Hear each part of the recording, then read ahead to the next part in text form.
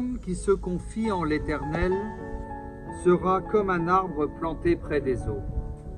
Il étendra ses racines vers le courant et il ne s'apercevra pas quand la chaleur viendra. Ainsi sa feuille sera toujours verte. Comme un arbre. La Bible prend souvent des images tirées de la nature pour nous faire mieux saisir les réalités invisibles de la foi.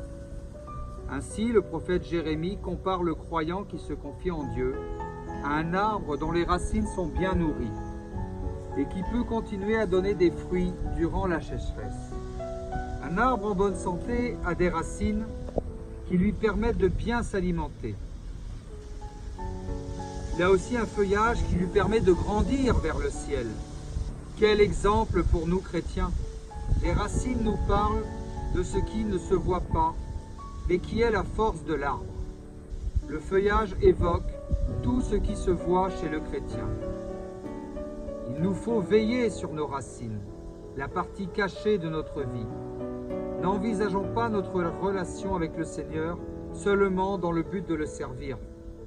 Jésus a choisi ses 12 disciples d'abord pour être avec lui. Marc, versets 14 et 15. Puis les envoyer prêcher et guérir. Recherchons un juste équilibre entre le travail, le repos, après réflexion et action, méditation et mise en pratique. La tentation permanente, c'est de chercher la source de notre communion avec Dieu dans une grande activité chrétienne. C'est l'inverse qui est vrai. Plus nous sommes proches du Seigneur, plus nous porterons du fruit sans même nous en apercevoir.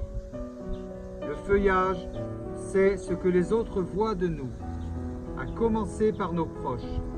La vie du chrétien devrait être le reflet de l'amour et de Dieu. Cru, goûté et vécu. Je vous souhaite une très bonne journée. Je vous embrasse très fort. N'hésitez pas à vous abonner à cette chaîne et à activer la petite cloche. Je vous embrasse plein d'amour pour vous et une très belle journée.